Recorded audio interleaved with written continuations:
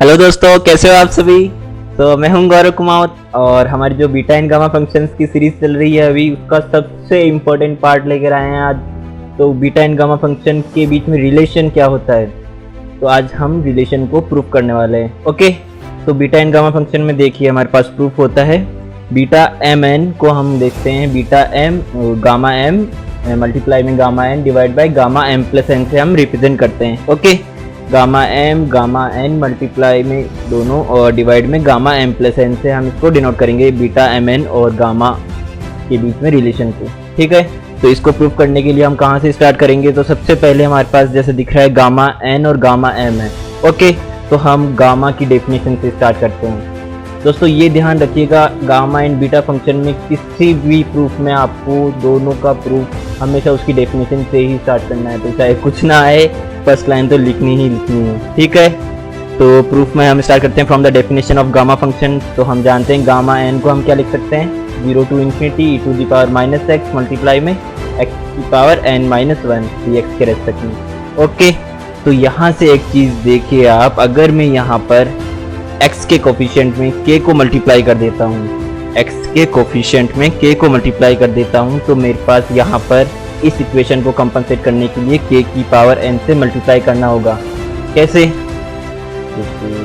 आपने 8th class में एक चीज़ देखी होगी, साइन थीटा कोस थीटा हम जब लिखते हैं और इसको हमें साइन 2 थीटा में कन्वर्ट करना रहता था, तो हमको क्या करना रहता था, 2 से मल्टीप्लाई एंड 2 से डिवाइड, और ये चीज़ जो थी हमारे पास साइन 2 थीटा में हो जाती थी, और इस इक्वेशन को कंपनसेट करने के लिए हम डिवाइड बाई 2 करते थे। आ रही है बात समझ में। तो यहाँ पर e की पावर ax का हमारे पास इंटीग्रेशन क्या होता है, e की power ax divide by x का कोफिशिएंट a। तो यहाँ से अगर मैं मल्टीप्लाई बाई a करता हूँ तो यहाँ से a और a जो है कैंसिल आउट हो जाएगा।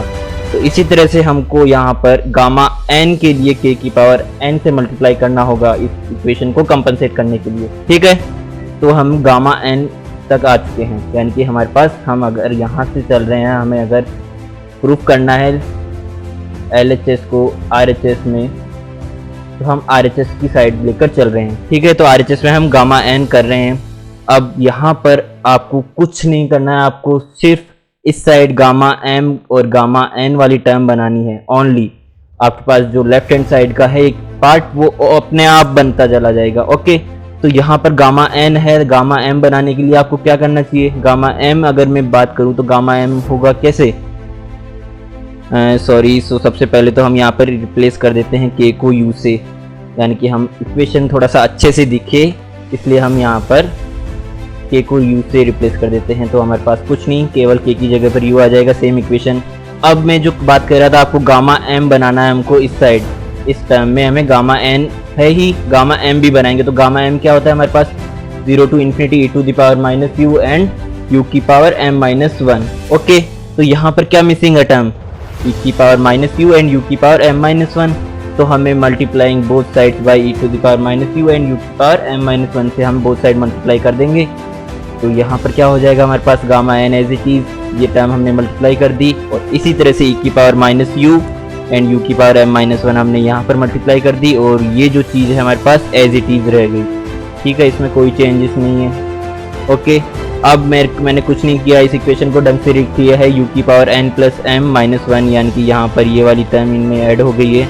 ओके, और e की power minus u and x plus one, यहाँ से ये चीज़ आ गई है, एंड x की power n minus one as it is dx के रेस्पेक्ट में। ओके, हाँ जी, तो हम कहाँ तक पहुँच गए हैं, गामा n मल्टीप्लाई में हमने बोथ साइड इस टर्म से मल्टीप्लाई कर दिया है। ठीक है, अब इसके बाद में यहाँ पर गामा m वाली टर्म आपको बनानी है। तो यहाँ पे क्या मिसिंग है, यहाँ पर अगर आप 0 to infinity तक इसको इंटीग्रेट करते हो u के रेस्पेक्ट में, तब आपकी यहाँ पे गामा m वाली टर्म बनेगी। तो integrating both sides with respect to u from 0 to infinity। Okay, तो गामा n यहाँ पर बाहर हो जाएगा, और ये हमने इंटीग्रेट कर दिया है दोनों इक्वेशंस में विथ रेस्पेक्ट टू u।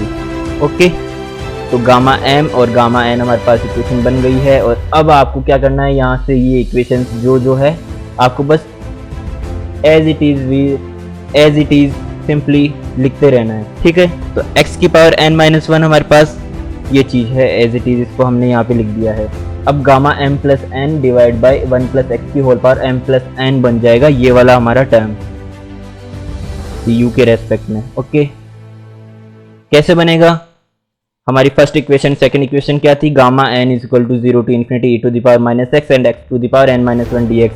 अगर मैं यहाँ पर हमारे पास जो हमने सेकंड इक्वेशन बनाई थी कि मैं k की पावर n से मल्टीप्लाई करूंगा इस इक्वेशन को कंपनसेट करने के लिए, ठीक है।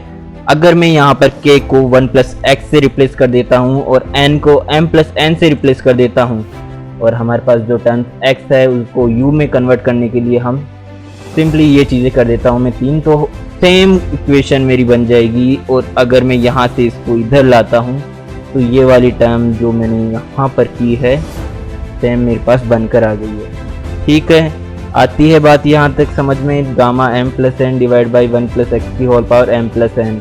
अब ये वाली चीज़ तो आप जानते ही हैं, बीटा फंक्शन, बीटा का ट्रांसफॉर्म हमने एक पढ़ा था 0 टू इन्फिनिटी एक्स की power n minus 1 divide by 1 plus X की whole power m plus N. ठीक है, तो ये वाली चीज़ हमारे पास क्या हो गई? Beta M N. ओके, तो यहाँ से beta M N equal to हमारे पास क्या आ जाएगा? Gamma N divide by gamma M plus N. तो ये हमारे पास हो गया प्रूफ। तो ठीक है दोस्तों, मिलते हैं हमारे नेक्स्ट वीडियो में, तब तक के लिए बाय बाय, थैंक यू।